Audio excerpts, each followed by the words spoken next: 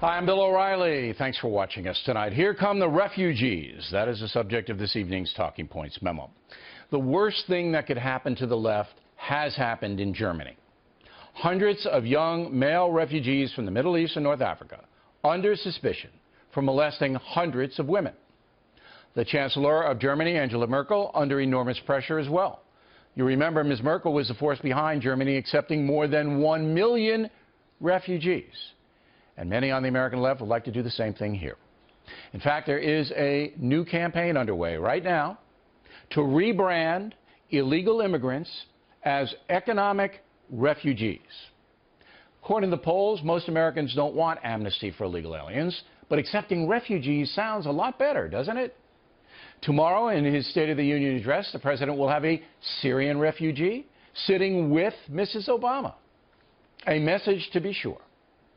Now, the sad truth is oppression is rampant throughout the world. In the face of that, the Democratic Party has basically become an open border organization. They oppose a border fence. They support amnesty for millions of illegal aliens already here. They support sanctuary cities that harbor foreigners who violate American law. And they oppose Kate's Law, which would punish illegal alien felons who defy deportation. That's a pretty damning resume to most clear-thinking folks. In the past 3 years, women trying to illegally enter America through the southern border more than doubled to about 120,000 apprehensions in 2014. Unaccompanied children apprehended also doubled to almost 40,000 in 2015. And the left is labeling all of these poor people refugees. Now, if you live in Central America, chances are you are economically deprived. According to a survey by Gallup, median income in America is about $44,000 a year. In Guatemala, it's $4,500. In El Salvador, $4,800. Honduras, $4,800. Nicaragua, $6,500. That's the median income. Half of the people down there taking less.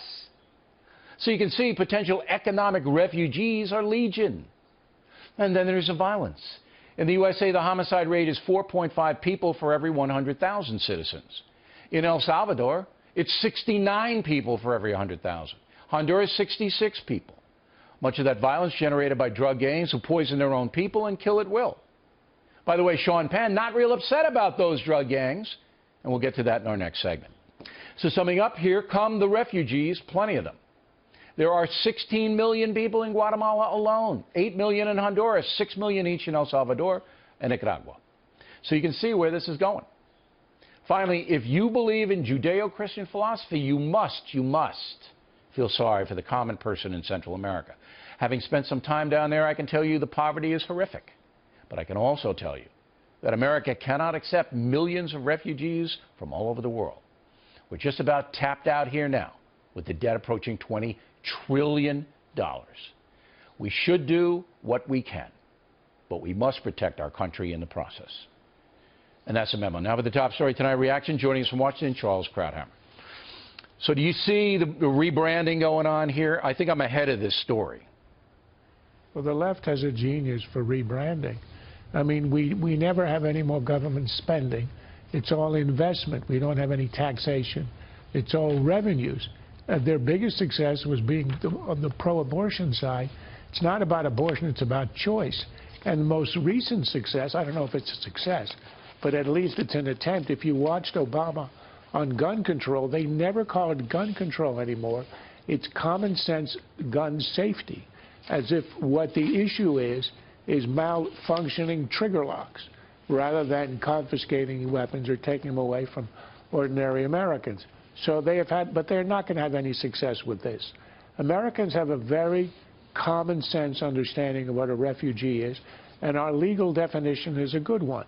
If you have a reasonable expectation of political persecution abroad, we will consider you for asylum, which I think is the right criteria. And it has to be political. It has, yes, the key word there right. is political oppression, not being threatened by drug gangs, not unable to make a living because your economy is devastated. It has to be a political oppression.